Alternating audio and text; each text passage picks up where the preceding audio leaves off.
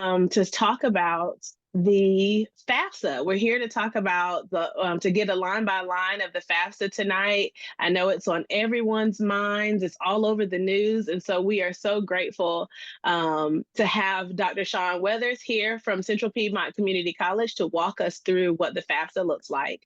Before we get started, I am Jenny Johnson. I'm the outreach manager here at the North Carolina State Education Assistance Authority. And if you've never heard of us before,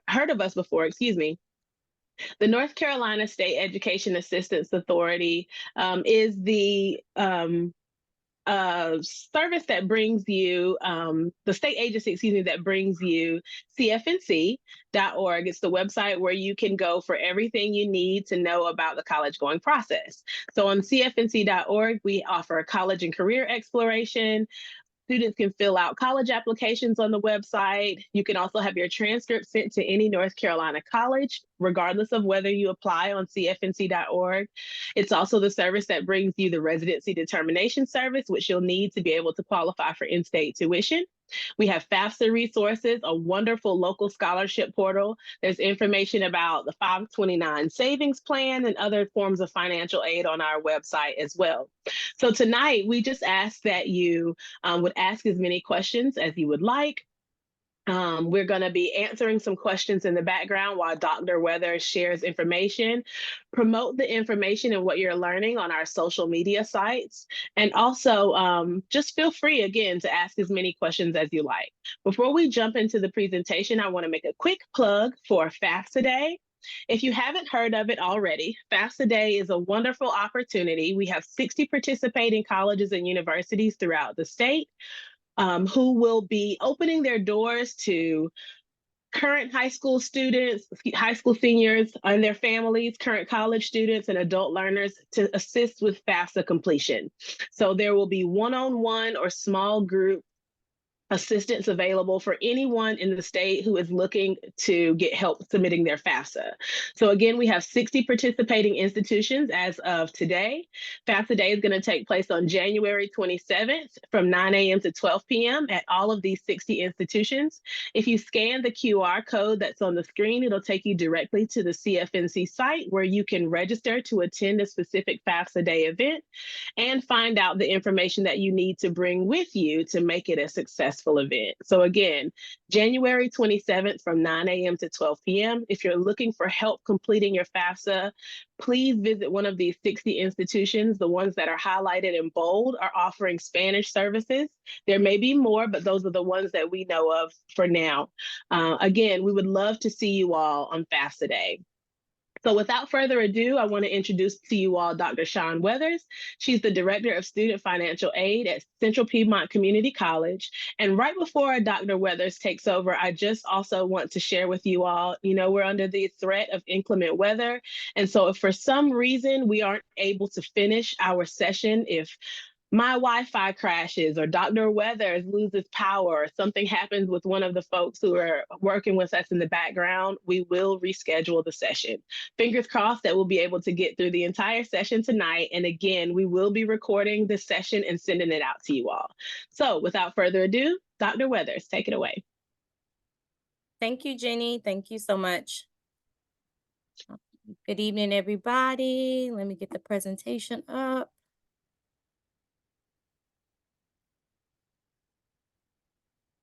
Can you see it, Jenny? I can see, yes, your presentation. Okay. Okay, let's begin. So tonight's presentation is just going to be an overview of what the FAFSA looks like. So here are some of the topics that we're going to go over.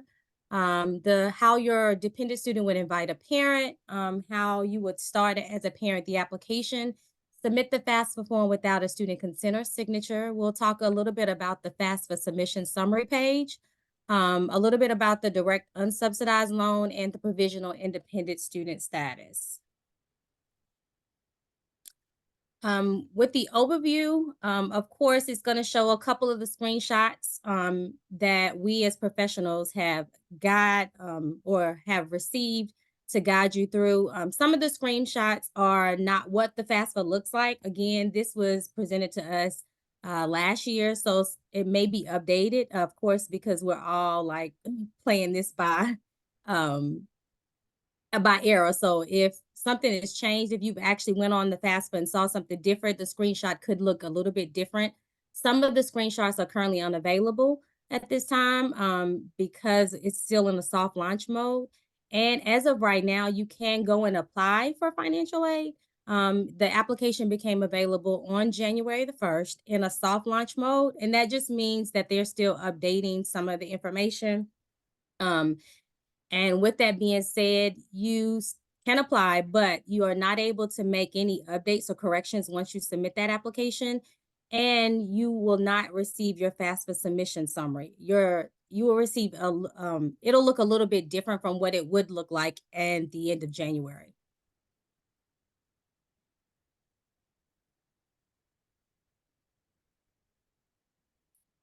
Some major changes to this application is, as we all have heard in the past, a FSA ID is required to access the FAFSA form. Users without a Social Security number can create a FAFSA ID and access the FAFSA form. There are some different roles that are changing for this FAFSA, and roles are your student, the parent, and the preparer. Once all required data has been provided and all sections have been signed, any role can submit the FAFSA form. It also has a new introduction of contributors to the FAFSA. And so a contributor is any parent, other parent, student spouse, or student that will provide information on the FAFSA. It also has a FAFSA onboarding experience. And what that means is that it provides you, when you log in, some onboarding screens to kind of explain the new FAFSA process. Skip too fast. Okay. Other changes is the integration of the studentaid.gov dashboard, status center, and notification center. The overall look and feel of the FAFSA form has been changed. It's a little more student-friendly, parent-friendly. The collaboration from the IRS and the Department of Education is new. So you no longer have to do the IRS data retrieval tool with this new application. Some terms changing. Most of you may be familiar with the estimated family contribution. That is now called the Student Aid Index, and that is what we use to determine your eligibility. Require consent from users when you do the FSA ID and you do the consent, means that you're giving us, or you're giving the Department of Education approval to retrieve and disclose your federal tax information.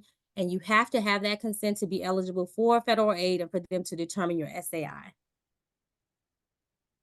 And then the last is about predictive search results for questions that require city, state, and school lookup. So the form is a little more friendlier when you're looking for certain like student ID numbers, or you're looking for certain schools for your high school. It gives you a more friendlier lookup process. Let's see. Students, parents, and preparers may begin to complete and submit the new FAFSA form. As I stated, it's in a soft launch, so you can begin to do that now. Dependent students must invite their parents to contribute to the form if parent information is required. And the if we'll talk about later. Some students may not have to have their parent information. Student dependent parents must invite their spouse to contribute to the application. And we'll talk about who would be the contributor in that, and when you would invite your spouse and when you wouldn't. Student and contributors must provide consent to retrieve and disclose your FTI or your federal tax information from the IRS to be eligible for the federal student aid. And the final overview is you may be able to transfer your FAFSA information from state aid application. So some of the schools that are able to just put your state in, some of that can be transferred over if they have a state application. Direct connections to state financial aid applications will be available until 25-26 school year. Students no longer need to take additional action to start a renewal FAFSA. So again, when you log in, it's going to look a little bit different. It's going to feel a little bit different. After the form is processed, you will be able to correct and update your application. But again, this is contingent on at the end of January when we figure out, or when they let us know it's no longer a soft launch. At this time, if you fill it out, you're not able to go in and correct your application. And that is for contributors as well. And so this last part basically says you have to wait to the end of January to make any updates or corrections to receive that FAFSA submission summary that explains what you're eligible for. Even on the college's side, we won't even have the application as of when you apply. It'll come a little later. And some of the states will have a delay in eligibility messages. So let's start with the first topic, dependent student inviting a parent.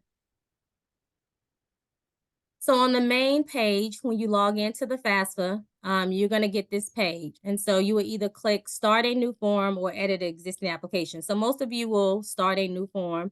And for this purpose of this presentation, we're going to be a student beginning a new application. And so once we hit start a new form, it's going to ask us to enter our FSA ID username and password. And so if you don't have one here, you can click the create an account, and that's going to take you to the FSA ID page. If you do have one, you'll move forward in the process. This is where it's asking about the role. It's going to explain in detail who are you and who are those persons completing the application. So I am starting this FAFSA form as a student, so I'm going to select student. Those onboarding pages that I talked about, this is this form or this is this screen. Once you get to this screen, it's going to be 4 screens that kind of tell you about the overview of the FAFSA. So the first screen is a video, and it explains what the FAFSA is. This onboarding page talks about the contributors and what the definition of a contributor is, and what documents the contributor may need to fill out the form.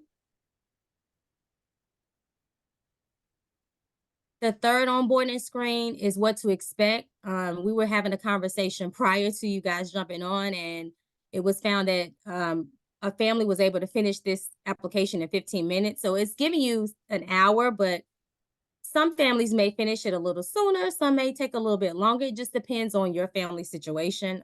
I just don't believe it's going to take an hour, but it's a possibility that it can. So it's giving you an expectation of to just have an hour of completing the form.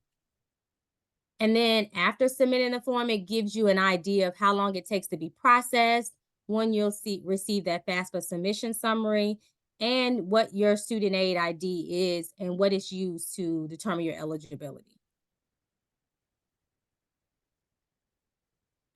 So then it leads to the student identity information. On this particular page, students can verify that their personal information is correct.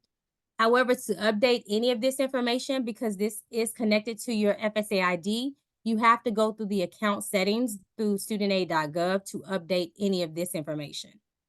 Also on this page is your mailing address, and you can update that information directly on this application. But anything related to your date of birth, your social, your email address, that information has to be done in the account settings.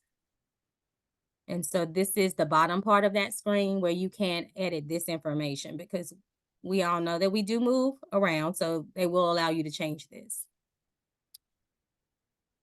Then it asks you about your legal residence. And so you can use the drop-down box to search for your particular state and the month and year when you became a legal resident. And this is a very important page. This is where it talks about providing consent. So this is for the student, and it's telling the student what it means to provide the consent. And if you do not provide the consent, then you would be ineligible for financial aid. So the student would select approve on this particular page, and it'll take them to the next page. If you select decline, it is still a possibility that you can finish on with the application, but it's going to give you a pop-up box to say that you will be ineligible for financial aid. So in this example, we're going to click we're approving. This is the bottom of that page. Once we click approve, it's going to take us to the dependent personal circumstances. It's going to ask us about our marital status. So I am single because I'm a student. It's going to ask me about my student college or career plan. So it's my first year. and I do not have a bachelor's degree. It's very important that students answer this question about the bachelor's degree because this is contingent on getting aid as well. So making sure that you say, no, you do not have a bachelor's degree unless you do have one. But for this example, I am a freshman student and I do not have a bachelor's degree. Then I go to my personal circumstances. Now, this used to be on the past application called our dependency questions. It's been changed to student personal circumstances. Some of the questions are very similar to what it was last year. However, you have the ability to say none of these apply. In the past, you would just not select anything and it'll skip this section. But now you have to say none of these apply, or if you select one, this would automatically make you an independent student if you say yes to one of these questions. So for this example, I'm gonna say none of these apply. Then it takes me to student other circumstance. And so it asks me about, this is a new edited question. Is the student unaccompanied or either homelessness or at the risk of being homeless? This question was part of the dependency questions, but they've changed it a little bit and made it a separate question. I'm going to answer no to this, but if a student was to answer yes, they would be considered a provisional independent student. And so we'll talk a little bit about that later, but the information would bypass any of the parents' information if they were to say yes to this application. So I'm going to say no. Student unusual circumstance. This is a new question as well. And this question asks about left home due to abusive or threatened environment, being abandoned or estranged, a victim of human trafficking, if they have been incarcerated or the parents have been incarcerated. So if a student was to answer yes to this question, just as the previous question, it would make the student an independent provisional status, send that information to the school where the student would have to prove more information. But if you say no to this question, it'll continue on asking for parents' information. And then it asks about the direct loan option. So based on the answers provided by the student, we are considered a dependent student. The student is asked if they want a financial aid administrator to determine their eligibility for a direct unsubsidized loan. This is an option if the student's parents are unwilling to provide the information. In this example, the students can select no. You would need to really, with this particular question, if you were to say yes, please check with the school to make sure that your school that you're going to is accepting federal loans, because not all of the schools, especially in North Carolina, community colleges, will accept the loan program. So just making sure if you do accept or say yes to this question, that you follow up with the school about what is eligible at that school. So here's the screen about inviting my parent to my FAFSA form. So I'm asking personal information about my parent in order to send the invite to them. So I'm going to put in my parent's first name, last name, their date of birth, and their email address. I'm only inviting one parent in this example, but you see there are options for, you can put the parent and the parent spouse, but you do have to invite at least one parent. Then it goes to the demographic section for the student. And in the demographic information, some of these questions have been edited or adjusted. So like with this question with the gender, they have added additional options, and you also can prefer not to answer. This is only for research purposes only. This does not affect the student's eligibility. So the student can prefer not to answer the question. And then there is an additional transgender question. So you can say yes, no, or you can prefer not to answer. On to the race and ethnicity. There are more options for race and ethnicity now. Again, research purposes only. Student can answer. They can select all that apply to them, or they can prefer not to answer. And then this is the bottom part of that page where it asks about the race. Again, select all or prefer not to answer. Then we move on to the citizenship status. For this example, I am going to be a U.S. citizen, so I'm going to select that. Then it asks me about my parents' educational status. This is the same on the old application, so I'm going to say no, neither one of my parents attended college. And this is another question that also has different eligibility. So if you are a student or have a parent that was killed in the line of duty, if you answer yes to this question, there are additional eligibility that you would qualify for. And so it'll be sent to you, the school of your choice, and they will further process it on their end. But for this example, I'm gonna say no. Then it's asking me about my high school completion status and what I will be in the 24-25 starting in the fall. So I have received my high school diploma in this example. And now it's asking me what high school I graduated from. And so I'm going to use the drop down box, put the state, the city, and my high school, and then I can click search. And then the student has the option to edit the high school information, which will return to them on the high school information page. So you'll see this in the next section. So it'll give you a confirmation of what your school is, what you selected. Then I go on to my finance section. And so then it gives me a small little example of what I'm going to be using and what this is to determine my eligibility, or why this is needed to determine my eligibility. And so you're using your 2022 tax information for the 24-25 application. So it does ask for some financial questions. It's not going to ask as many as it did in the past.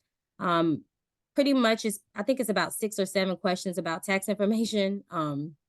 Once you provided your consent, remember, it's already retrieving your data from the IRS. So it's asking about if you have any college grants or scholarships or any AmeriCorps reported as income or foreign income. So you would put your amounts here. If not, put in 0. It will ask about your assets. If you have assets, you put that amount here. If you don't, put in 0. But for this example, I'm putting 500 for my assets. And then that's it for the financial section. There's no other questions about finance. Now I'm going on to the colleges that I want to send my application to. And so here is where it is edited and giving you a more friendlier form about selecting and finding the schools. So you again would put in your state, the school name, search, and then the second screen shows you what the school is. You click select the school. You can put up to 20 schools on this particular application.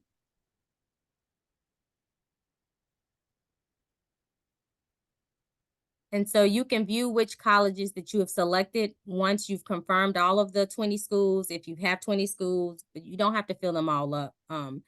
If those are the ones that you would like to send your application to, then you would just select continue. If you need to edit any of this, you can edit this information. And then it brings me to my review page. And so the review page is basically where you can view all of your responses that you submitted on the application. You can click the expand all, or you can expand each section individually. So if you want to edit a response, you would need to select the questions hyperlink, and it'll take you to that corresponding page. Additionally, since we invited the parent into the form, they see the parent contribution section only and the status of the parent invite. So you will see at that point where you've invited their parent and if your parent has completed their portion of the application. And that's what this screen looks like. So you would see that I sent it to my parent, my mom, and my dad. And I think you can edit right here to resend it again.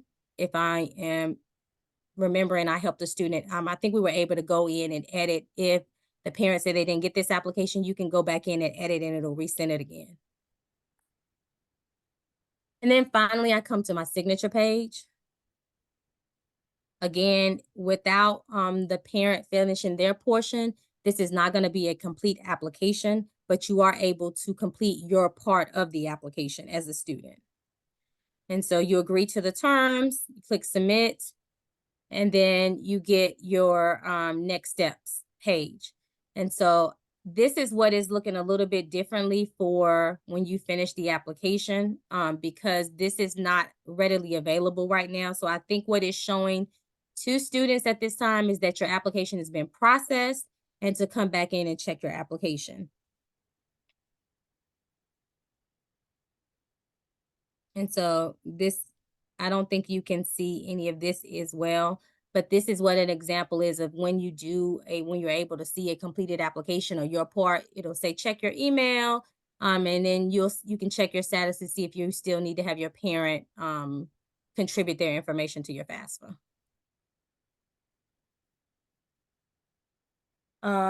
This view just demonstrates a parent and open email. So when the parent does get your invitation, this is kind of what a snippet of what it looks like from their email. And then the parent would need to log in, and then they're taken directly to studentaid.gov.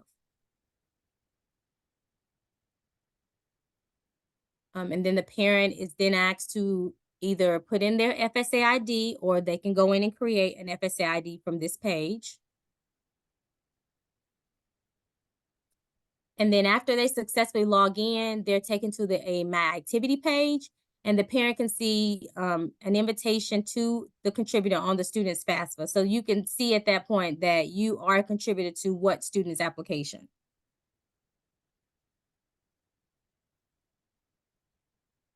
Okay, so this page is about being a contributor on the FAFSA. So it's sharing with the parent what their role is and why they are needed to finish their particular sections. So it goes through, you can read through all of the pages. You can click the drop down box to expand. You can click the arrows to expand them all, or not, or to collapse them all. Then you click continue. And then the parent also gets these onboarding screens as the student did. So it'll go through the first screen of what financial aid is and what it's used for, and the aid that it is available in applying. It goes to defining what the contributor is, so what their role is and how they are being invited. And if they need to invite a spouse, it tells them how to invite a contributor. Again, it gives them that hour of expectation of completing it. Again, contingent on each family. And then the last one explains what they will see after they submit the FAFSA. So on the parent side, they will only see their section or their responses. They will not see the student's information. And I don't even think they are able to see the student aid index either. They just see that they've completed the application for the student, and then the student can log in to see their FAFSA submission summary when that becomes available. So we will start this FAFSA form. It's going to ask me for my mom's, well, I'm now the parent now, so it's asking me for my identity information. Again, this information, date of birth, social security number, email address, cannot be edited in the application itself. You have to go to the account settings to edit this information. However, you do have the ability to update the mailing address as the student section did. I get the same consent question. So I read through all of the jargon on the page, and it tells me if I do not provide the consent, my student will be ineligible for federal aid. Again, I have the ability to decline it and continue on with this application, but it will pop up a box that says, if you are declining, your student will be ineligible for federal student aid. So this is the bottom of that page again. I'm going to click approve because I am providing consent. And then this takes me to my demographic section for the parent. So I'm going to put what my marital status is. For this example, I am married. I'm not separated. And then I'm going to put my legal resident and the date I became the month and year that I became a legal resident. And now I'm going to my finances. Again, because I've already provided consent, I'm going to have limited tax questions. So it's going to ask me about, did anyone in my family receive any of the following federal benefits? And it does highlight the year for you. So if you received them in 2022 or 2023, you would check one of those. If you did not receive anything, you would say no, none of these apply, and click continue. It's asking me if I filed a joint tax return because I put in my marital status I was married. So I'm going to say yes, I filed a joint tax return. Now, if I would have said I did not file a joint tax return with my current spouse, this is where I would probably have to invite my spouse to include their information, only because it's automatically pulling your tax information from the IRS. So if I filed married filing separately, then my spouse is not included on my consent in here. So I have to then invite my spouse. But since I am saying I filed a joint tax return, his information is going to be on this. So I shouldn't have to send him an invite. It asked me about my family size. And so with this particular question, they are pulling this from the tax information. And so you can edit this if the number is different. And it tells you about the year. So if you have children or dependents who live with the parent and they receive their support from 2024 to 2025, you can't edit this. But these numbers, this parent family size, is being pulled directly from your tax information. It's pulled from your exemptions. But again, you can edit this option. So everything is fine, and I'm saying yes. So it's asking me how many students are in college. I only have one student that's going to be in college, so I'm going to continue. And then it's asking me those same type of questions that it asked my student. However, I'm getting the earned income tax credit question. You can find that on your taxes. If you don't know, you can select you don't know. For my purposes, I'm saying no. And then it's asking me for any AmeriCorps benefit or any other income reported or federal or foreign income reported. So I'm gonna say 0 to all of that. Parents do get this annual child support received question. So if you received any child support for the last calendar year, you would put that amount. If you didn't, just say 0. And then I am going to put that I do have some cash savings or checking account information for my assets. So it's asking me about my particular spouse. So I am now going to put in his information, his name, his date of birth, his social if I have it, and his email address, and I'm going to continue. The previous page before that, if I had to invite him, I would get the invite page after this. If I did married filing separately and I needed to invite him. But since I don't have to invite him, it's taking me directly to my review page. Again, if I need to edit any of this information, I can click each section. I can expand them all, or I can individually expand them, and I can edit by hitting the hyperlink, and it'll take me to that corresponding page. I don't need to edit anything, so I'm just going to go straight to my signature. And then on this page, it's acknowledging I know the terms and conditions of the FAFSA and signing it. And since all the sections are complete, because again, my dependent student has already filled out their portion. So now I just need to sign, and this will complete the FAFSA. So I say yes to the terms outlined, and I sign and submit it. So you get this FAFSA form is completed page, and it talks about the next steps. And then the student will receive an email with full detailed information. This is only giving you limited information as the parent, because again, they are only trying to show what you completed on the application. So it's not going to show you the entire student's application as a parent. So now that the application, the parent sections are completed and assigned, the form is now considered complete and submitted for processing. So as of now, if you are finishing the application, students may or may not receive that detailed information email. They will probably receive an email saying that the application is processing, because again, we're in a soft launch. So in this section, we're going to talk about a parent starting the application, submitting the application form without the student consent or signature. So in the past example, the student started it, then sent the invitation to the parent, and then everybody provided the signature. So on this one, the parent is starting the application. So I'm logging in as a parent. I'm going to click start the application because I am beginning a new application on behalf of my child. I am going to put in my FSA ID. If I don't have that, I can create the account here. And my role on this particular page is I am the parent. I'm not the student. I am the parent starting this FAFSA. So I now have to enter the information for my student. So when you're starting the application, just be mindful of looking at the titles of the page and putting in the right information. Because they have not started the FAFSA, they will receive an email notifying them that a FAFSA has been started on their behalf.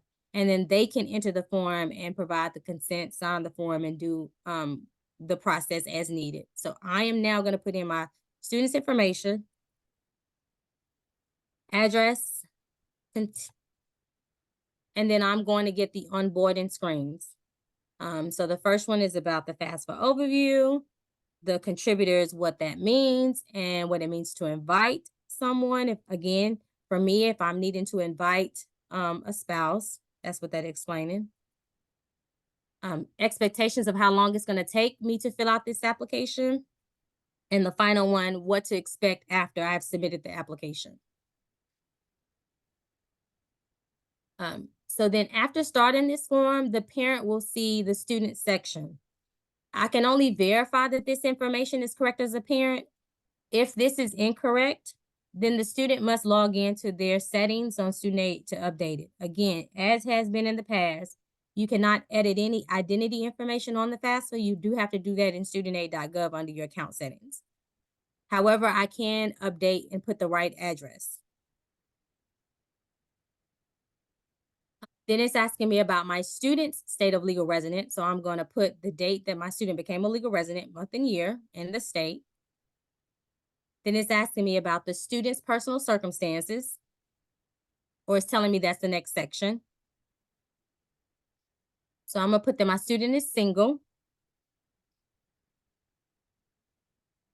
I'm going to put that this is their first year, and no, they do not have a bachelor's degree. Again, this is still student's information. Then it's asking about the student's personal circumstance. What we know this as is dependency questions. I'm going to select none of these apply because my student is dependent upon me. So I'm going to say none of these apply, continue. The student other circumstances, as I stated with the student in the first example, if I, as a parent, was to say yes to this question, it would automatically have the student, when they go in consent, send this information to that school of choice that we selected, and they would have to verify this as an independent provisional status. But for this example, we're going to say no, they're not at risk of being homelessness or self-supporting. With the unusual circumstances, we're going to say no to this because, again, the student is dependent upon me. They're not abandonment, or there's not a abusive or threatening home environment. So we're going to say no. And then I'm going to say no to this direct unsubsidized loan only application as well. So no. And then I move right into my information. So again, I have the ability to check my information, verify that it's accurate. If I need to make any changes, I go to studentaid.gov and make my changes. If not, I'm good to enter my mailing address. That if that information is already there and it's good to go, I just hit continue. And then this page informs me about me providing consent. What does that mean with my tax information? If I do not provide it, my student will be ineligible for financial aid. So I'm going to say I approve this after I read through all of that. It asks about my demographics. So I'm going to put that I am now single. I'm never married. So again, I'm not going to be inviting another parent because now I'm single. I put my state of legal residence, state the month and year. And then it's going to ask me to provide my financials. Again, very limited questions from finances. So it's going to ask me about any federal programs that I participated in or have. I'm going to say none of those. And then it's, remember that it's asking for 2022 or 2023 if you or any of your family received any of those benefits. So remember looking at the question and the years so that you're answering it accurately. So I'm going to say no to none of these. It's going to ask me about my family size. Is it different from the number claimed on my taxes? I'm going to say no. I only have one child that's going to college. And then I get the earned income tax credit, the college grant, and the foreign income. So I'm putting no and zeros to that. And then I get the asset question. And of course, all parents will get that annual child support receipt question too. So I'm gonna put my assets at 10,000. And then I have a net worth investment down there. I'm put some money down there as well. So I'm gonna click continue. So now I get my review page. If I need to edit any of this, again, I can click on each expand all or individually to edit a response, and it's going to take me to that page to edit. Everything is fine, so I'm going to click continue. And then I am getting to the section where I can sign and complete. Now, remember, I started this application. It has not been signed or consented by my student. So because that student section is still incomplete, this FAFSA form is still considered incomplete and cannot be processed yet. So I can go ahead and add my signature. And again, they don't have a screenshot from this, but I am thinking what it'll do is just send them, send the student an email to go in to apply for their section. And then it'll update as the student does its consent.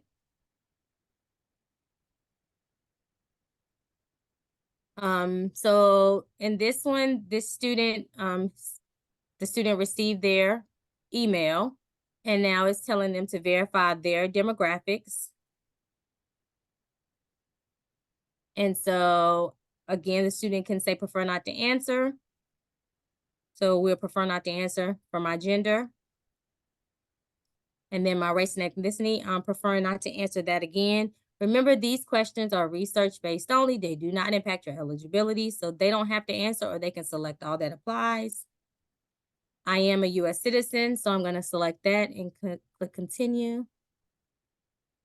It's asking me as a student now, what's my parents' education status?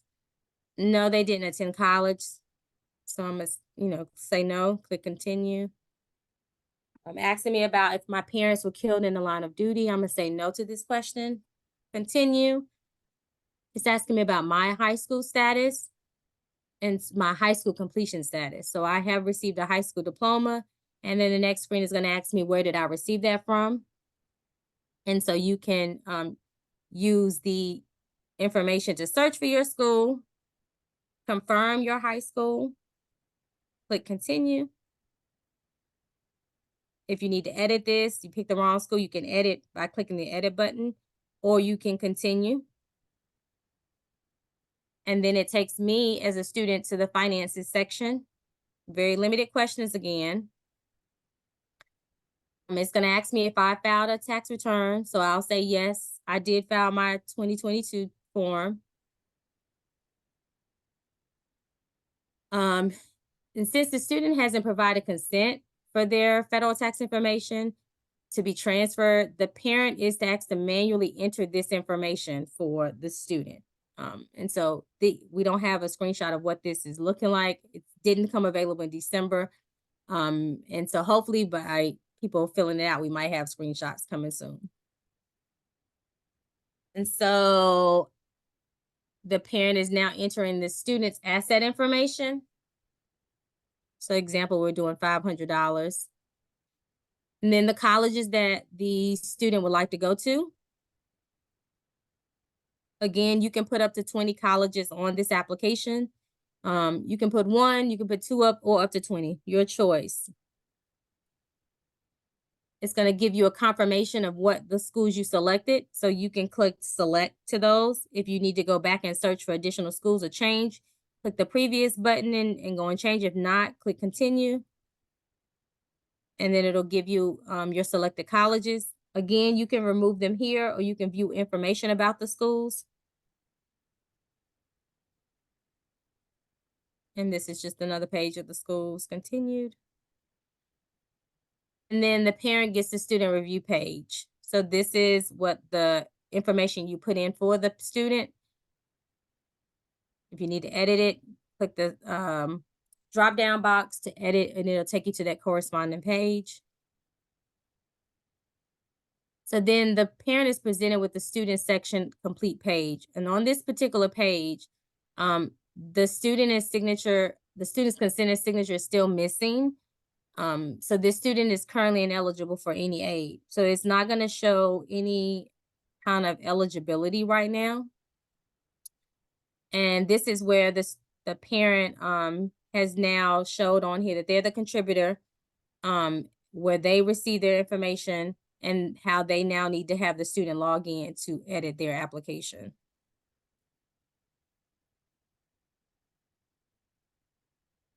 Okay, this is the very end of the application. It's called the FAFSA submission summary. So these are screens that you'll see once your application has been processed. So once a student has submitted the application, done their consent, sent the information to the parent has done their consent, they will see something similar to this. So it'll have their name, the date that the application was received, the date it was processed, and it'll have some eligibility overview and some next steps about the FAFSA form. And so the student can select in those where it says eligibility overview, FAFSA form answers, school information, and next steps. They can select those to see the different screens. They also have the option to print this and keep it for their records. But again, this is emailed to all students. So most people keep it electronically, saved it somewhere. So they don't print it out. But this is what it would look like. It also shows you the SAI and the eligibility. So it'll give a breakdown of how much federal Pell or the estimate of the Pell, any direct loans or federal work study. Again, this is not available as of yet. It should be available at the end of January, hopefully, fingers crossed. So it gives you not a final determination of your eligibility, but an estimate of what your eligibility would be. Pretty much a guarantee of what you would get. It'll show you the SAI. And if you're been hearing understanding about EFC to SAI can be a negative number. This is what your financial aid office will use to determine the eligibility or the amount of aid. It does not mean that you would get $355. We get that a lot. It just means that this is used to determine how much aid you're going to get. What that looks like, we are unaware as well. So. And then it gives them an overview of the entire FAFSA application of what they provided. It will not show the parents' information, but it'll show the FAFSA information of what they provided. If they need to make a correction, they can make a correction here. But again, this is not available to do once you do the application. You do have to wait till it's processed. And then this is more of the FAFSA form answers that you can edit when you're able to edit them. And then it gives you the information about your schools that you selected, the graduation rate, retention rate, transfer rate, any of the information that you are to figure out if that's the school you want to go to. Again, if you want to edit this information, you can do that back on the FAFSA form answers to edit and add or drop, add or change the schools that you want to go to get that information. Then it gives you next steps. And on this page, it basically just lets you know that you can correct any errors. You can make sure the schools have everything they need. It also tells you to look out for the communication from your school. This is just the confirmation. This doesn't mean that you have been awarded the financial aid. You do have to follow up with your school for additional documentation. So once you fill this out and send it to the school, make sure that you're following up with the school of your choice via email or checking the portal to make sure that you've turned in all the information required to be awarded all of your aid. It also gives you more resources on the FAFSA submission summary where you can choose from visiting aid summary or college scorecard. And so this is just going to be a few screens about the dependent student and direct unsubsidized loan question, if you would answer yes to that question. So if a parent of a dependent student is unwilling to provide their information and the student doesn't have an unusual circumstance, that student can choose to be determined for eligibility for the loan only. Again, with this, just making sure that your school accepts student loans because not all schools accept it. And then this is about the provisional independent status. We were talking about if you were to select on the other circumstances, if you were to say yes, you would get this drop down box. And then you would need to select one of those options or select none of these apply. And it will be sent to the school to determine your eligibility. You would have to provide additional documentation to show your other circumstances. And but it would be sent to the school as an independent provisional status, and it would bypass all of the parents' information.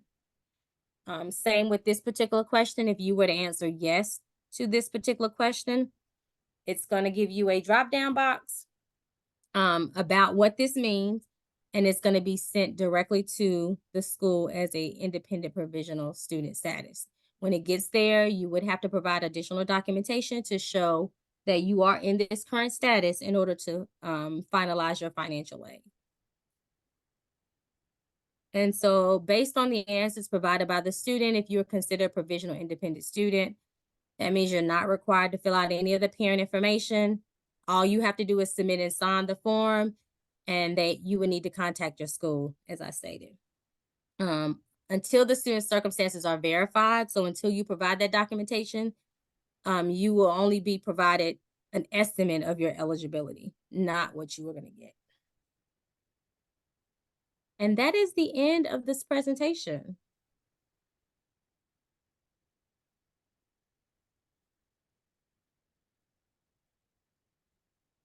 Okay, thank you, Dr. Weathers. I'm sorry it took me a little while to get back. I was furiously answering questions. We have had a ton of questions to come in, and we still have quite a few, to be completely honest. One of the questions that we've received, though, actually, we've received, excuse me, a lot of questions regarding 529s, how they're reported, what to do if the student is in the beneficiary, if they are reported on the student's assets or the parent's assets. So can you talk a little about 529s and how they're reported on FAFSAs? So from my understanding, it's under other income, and it's pulled directly from the IRS. So at our school, it goes directly to our business office. It's not reported on the FAFSA per se.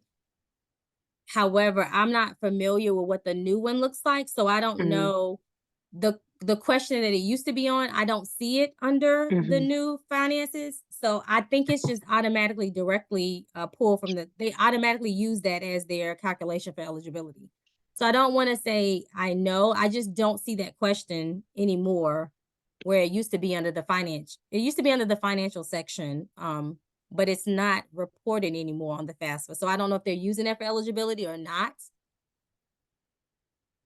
So unfortunately, I can't answer that. Jenny, this is Amy. Can I chime in about that, if that's okay? I think, and Kathy, you may be able to correct me if I'm wrong, and Jenny, you too, but I think this year the big change with the 529 is that you only report the values of the 529 in which the beneficiary that you're completing the FAFSA.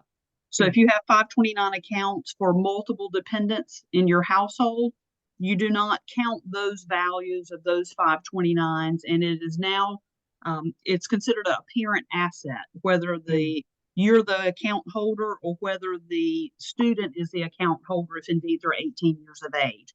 So it does count as a parent asset, and you only include the value of the 529 for the beneficiary in which you're filling out the FAFSA. Is that correct? I'm not familiar. Okay. Okay, gotcha. That has been several changes this year, and I've read many things about it.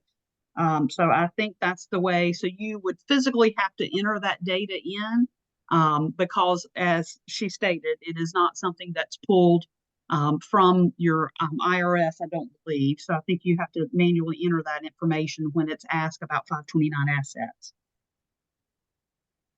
Thank you so much, Amy and Skip.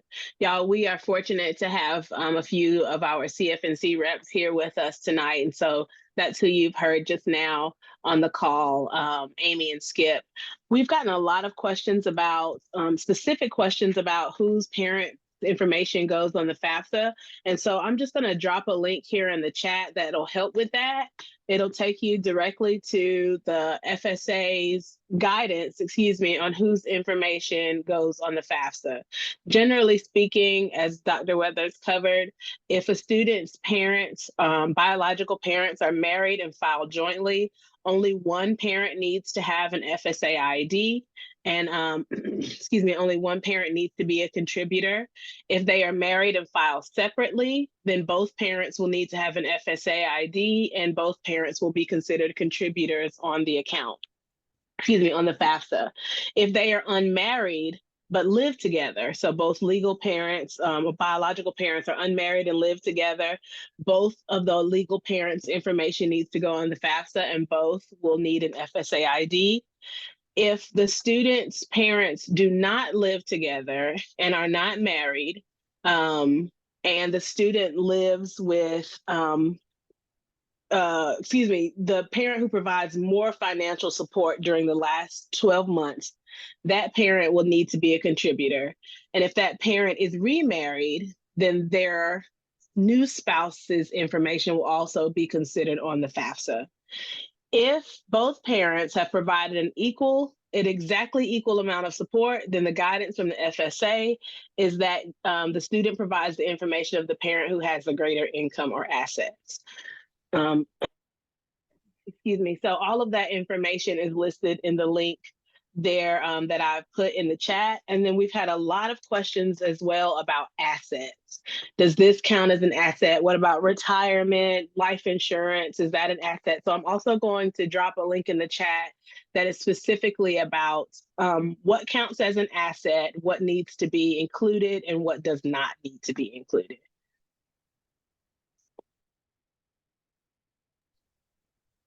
Kathy, Neftali, Skip, or Amy, have either of you had questions about a particular subject or topic matter that we can pose to Dr. Weathers? Well, one thing I want to share out with folks, it's not specifically a question for Dr. Weathers yet, but we are getting quite a few questions on specific glitches that people are encountering. And yes, unfortunately, with the new system, we are still currently experiencing some glitches. As we become aware of them, we and other states are reporting those to the federal Department of Education, the federal Student Aid Department, so that they can get their IT folks to work on those. One of them that several people have asked about is a parent without a social security number having issues setting up their studentaid.gov account. Again, that is a known issue. And I don't believe we currently have a workaround at this time, but we and other partners are continuing to funnel those issues as they surface to FSA, and we are continuing to work with our partners to be sharing workarounds as we find them with each other. So bear with us. Just a little bit of context. This FAFSA is a bigger change than has been made in decades. So they literally built the FAFSA from the ground up. So unfortunately, these glitches are fairly normal, if a little annoying for this process. One of the other things, known workarounds that we're seeing is for some folks, I believe it's when they're setting up their FSA ID and they're trying to get through that, but keep hitting a glitch. For whatever reason, the address is tripping up the system. We don't know why. So you can try removing the address, but filling the rest of the information in, your phone number, you'll click, moving on to the next screen, you'll get some kind of error, but just move through that. And what we are told is you can complete the process, and then you can go in and enter your address after the fact. So just wanted to share a little bit about some of the known errors. So if you're kind of in a do loop where you're hitting your head against the same problem, you've tried it 2 or 3 times, you may want to wait a week, and hopefully the system will catch up a little bit. Back to you, Jenny.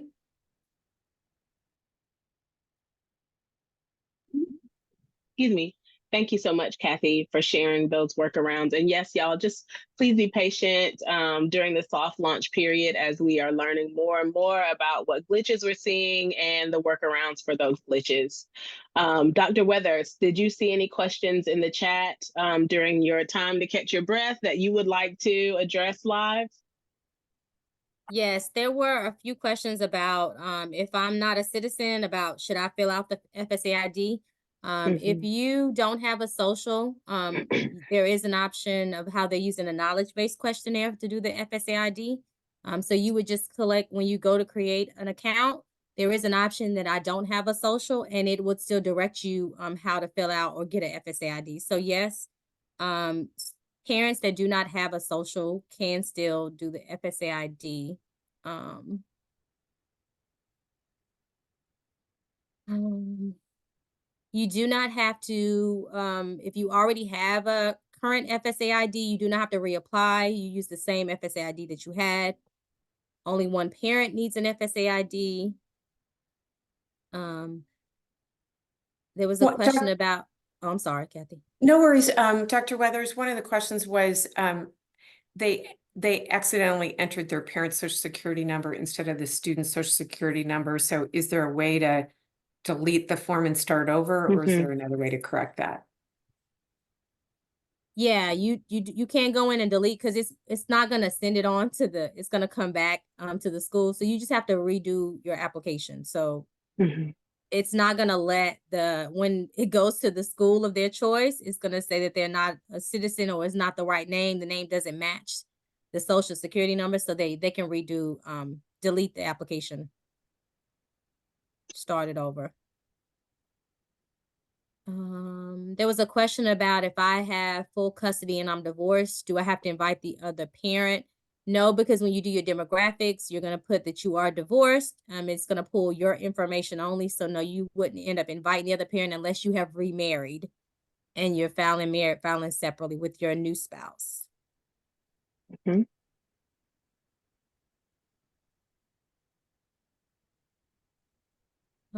Some people missed the beginning. Yes, this is going to be a recorded version. You will be able to get the links and the recording session later because of the weather. Yes, absolutely.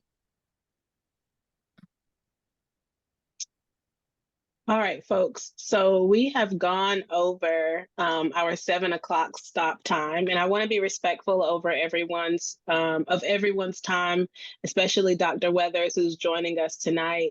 And so, again, I do want to let you all know that we are, like as Dr. Weathers mentioned, we've recorded the presentation. We're going to send out the slide deck. Someone asked if we could send out the Q&A.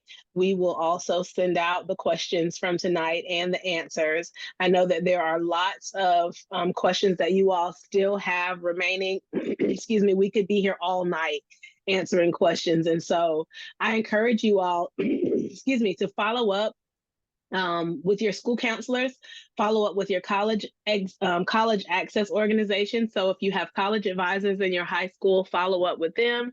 If you have an Upward Bound or Gear Up or another community-based organization, please follow up with them. And also reach out to the financial aid offices at the colleges that you all are applying to. They are a wonderful resource, as you can see tonight here with Dr. Weathers, and they'll be happy to answer the questions that you all have.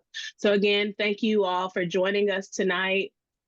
We hope that you all stay safe, and we hope to see you again in the future. Have a wonderful night. Bye-bye. Good night.